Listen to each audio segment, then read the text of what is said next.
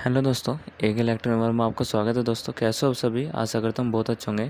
तो दोस्तों यहाँ पर हमारे पास वर्लपूल की एसी यहाँ पर पीसीबी रिपेयर होना आई है। ठीक है, तो यहाँ पर आप देख सकते हो वर्लपूल की है। और यहाँ पर मैं आपको इसमें दिखाऊंगा। वैसे फुल कंडीशन में डेड तो है, पर जैसे हम इसमें स्विच दबाते हैं वो एक ही स्विच टी बोलता है एक बार। ठीक है, अभी मैं एक बार आपको दिखाना चाहता हूँ। जैसे हम इसे ऑन करते हैं, बस जब भी टी बोलता है और उससे अलावा यहाँ पर ऑन नहीं होती है। ठीक है दोस्तों, तो वीडियो को लास्ट तक देखना दोस्तों, तभी अच्छे समझ में आने वाले हैं। जैसे कि मैं इसे बटन को यहाँ पर यानी कि प्रेस करता हूँ, तो यहाँ पर दोस्तों बिल्कुल भी साउंड तो आ रहा है, पर यहाँ पर चल नहीं रही है। ठीक है, डिस्प्ले नहीं आ रही है। फिलहाल दोस्तों इसमें क्या कंडीशन हो सकती है वो मैं आपको एक बार दिखाऊंगा, तो वीडियो को लास्ट तक देखना दोस्तों, तभी अच्छे समझ में आने वाली है।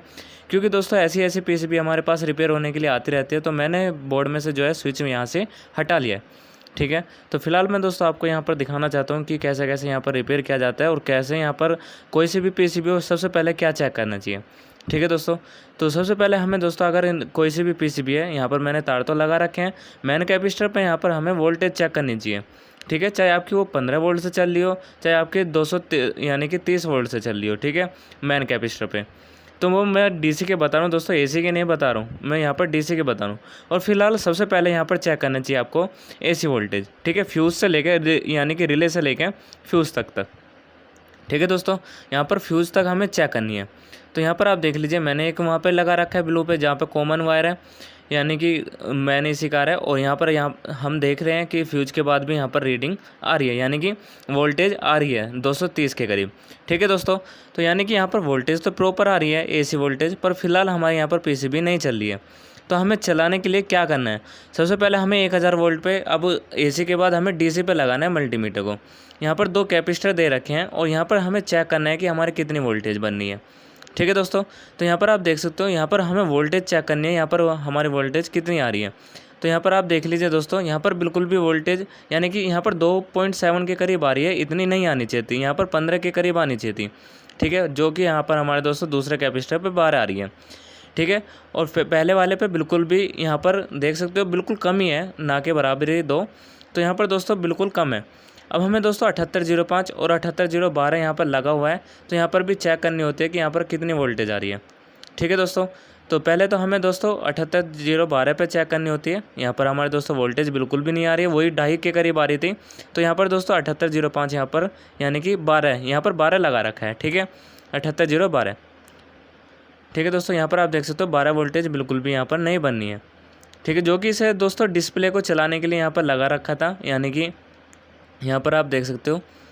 ठीक है, 2 यहाँ पर लगे हुए हैं जो कि 78012 हैं और 78005 है। तो यहाँ पर आउटपुट में यहाँ पर वोल्टेज आनी चाहिए थी, यहाँ पर बिल्कुल भी वोल्टेज नहीं आ रही है, जो कि दोस्तों थोड़ी सी इन पर कोटिंग चढ़ी होती है। तो हल्की सी वहाँ पर आप खुरच के यहाँ पर देख सकते हो कि कितनी वोल्टेज आ रही है या नहीं आ रही है। क्योंकि कभी कभी ऐसा होता है मल्टीमीटर हमारा नहीं दिखा पाता कोटिंग की वजह से, तो हल्का सा ब्लेड की सहायता से या तो आप खुरच के देख सकते हो या आप वैसे भी चेक कर सकते हो। ठीक है दोस्तों, अब हमें तीसरे नंबर पर करना है इसे पीसीबी को ऑफ, और यहाँ पर चेक करना है कि यहाँ पर दोस्तों कोई शॉर्टिंग तो नहीं है। ठीक है, सबसे पहले तो दोस्तों 7805 पे चेक करेंगे, जो कि हमारा 7805 और 78012 लगा हुआ है। तो यहाँ पर हमें चेक करने के लिए यहाँ पर देखने को मिल रहा है कि यहाँ पर शॉर्टिंग नहीं है। ठीक है दोस्तों, अब हमें चेक करना है इसके डायोड। ठीक है, यहाँ पर ब्रिज रेक्टिफायर बना हुआ है, कई सारे डायोड हैं, यहाँ पर हमें चेक करने हैं। यानी कि 600 से यानी कि 500-600 के करीब यहाँ पर हमारे दोस्तों एक तरफ आनी चाहिए, जो कि हमारे दोस्तों ओम्स में रीडिंग दिखाता है, और एक तरफ नहीं आनी चाहिए। ठीक है, जैसे कि दोस्तों यहाँ पर कुछ डायोड यहाँ पर दिखा रहे हैं, जैसे कि मैंने आपको चेक कराया। ठीक है, तो फिलहाल आप देख सकते हो, जैसे मैंने आपको दिखा रहा हूँ ऐसे ही आपको चेक करने 500-550 के करीब यहाँ पर वोल्ट यानी कि ओम्स में दिखाने चाहिए। ठीक है, तो यहाँ पर दोस्तों दिखा तो रहा है। फिलहाल अब हम देखते हैं सारे डायोड चेक करने हैं, क्योंकि 1 बाय 1 चेक करना होता है। तो यहाँ पर आप देख लीजिए, यहाँ पर भी हम इसे चेक कर रहे हैं, तो यहाँ पर भी आ रही है। फिलहाल यहाँ पर दोस्तों एंड का जो डायोड है, ठीक है, यहाँ पर आप देख सकते हो एंड के डायोड में 650 के करीब दिखा रहा है और कभी नहीं दिखा रहा है। ठीक है, वो फिलहाल दोस्तों हमें इन्हें निकाल के चेक करना है डायोड को। ठीक है दोस्तों, तो वो दोस्तों यहाँ पर चेक करना होता है कि हमारे दोस्तों कौन सा डायोड ख़राब है, कौन सा सही है। तो फिलहाल मैं आपको एक बार दिखा देता हूँ दोबारा से इसे लगा के। ठीक है, यहाँ पर आप देख सकते हो मैंने दोबारा से एसी वोल्टेज पे लगाया, और यहाँ पर मैं एक बार आपको पहले डायोड से निकालने से पहले आपको ट्रांसफार्मर की भी वोल्टेज चेक करा देता हूँ, एसी वोल्टेज। ठीक है, यानी कि जो ट्रांसफार्मर अंदर लगा हुआ है उसकी। तो यहाँ पर दोस्तों AC वोल्टेज है। अब हमें दोस्तों यहाँ पर चेक करनी है कितनी वोल्टेज से ये ऑपरेट है, यानी कि ये PCB जो है ये कितने से यहाँ पर चल रही है ब्रिज रेक्टिफायर बन के।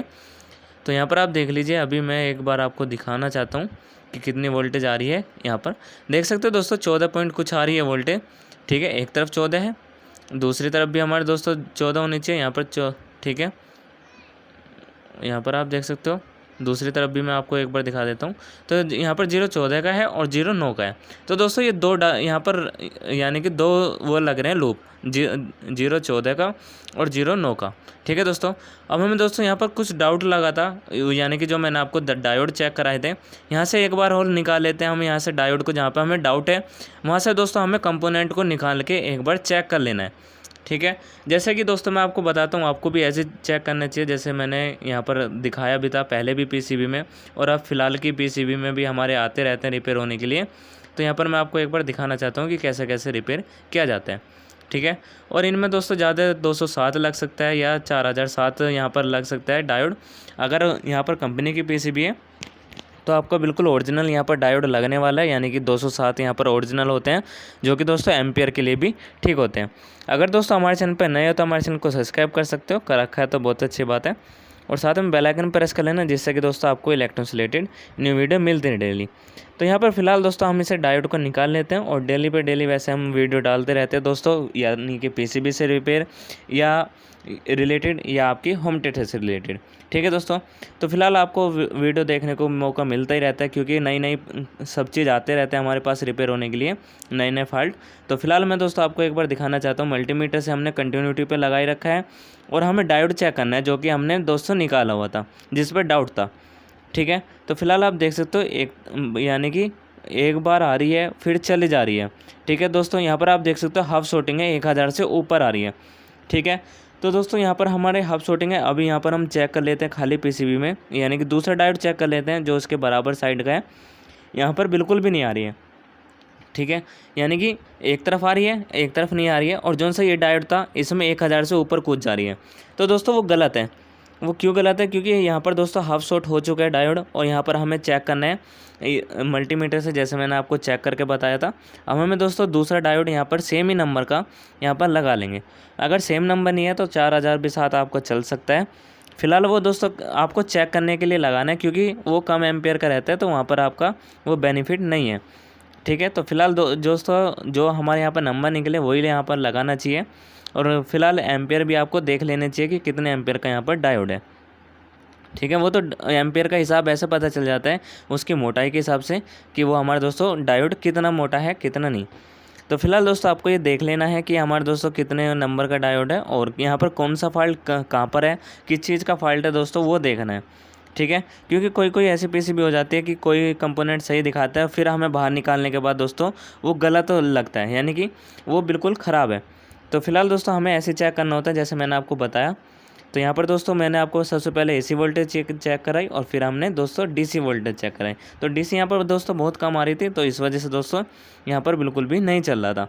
तो फिलहाल दोस्तों मैं आपको एक बार चला के दिखा देता हूँ इसे। तो यहाँ पर मैंने इसे रख दिया है PCB को, और नीचे याद रहे कि कुछ नहीं होना चाहिए जब आप चला रहे हो, क्योंकि यहाँ पर आपका ब्लास्ट भी हो सकता है। तो फिलहाल आप देख लीजिए, हमने डायोड चेंज किया, हमें जिस पर डाउट था वही हुआ, ठीक है दोस्तों। तो यहाँ पर डिस्प्ले आ चुकी है ऑन ऑफ के लिए, और हम अभी इसे ऑन करके आपको दिखा देते हैं, ठीक है दोस्तों। तो यहाँ पर अभी मैं एक बार रिमोट से, यानी कि जो इसका स्विच है उससे ऑन करता हूँ। तो यहाँ पर देख लीजिए दोस्तों, जो हमारा दुकान का टेम्परेचर हो रहा है वही 25 डिग्री दिखा रहा है। मैंने 2 दिन पहले आपके सामने वीडियो भी लाया था कि यहाँ पर हमारे दोस्तों एरर कोड इसके कैसे पहचान सकते हैं। तो फिलहाल दोस्तों इसमें एक फ़ॉल्ट और था, तो मैंने यहाँ पर चेक करा दिया आपको कैसे कैसे रिपेयर करना चाहिए।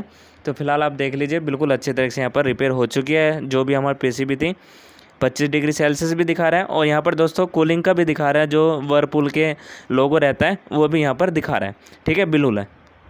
तो ये आपको सबको वीडियो अच्छी लगी तो लाइक करें, शेयर करें। मिलते हैं नेक्स्ट वीडियो में। वंदे मातरम, जय हिंद।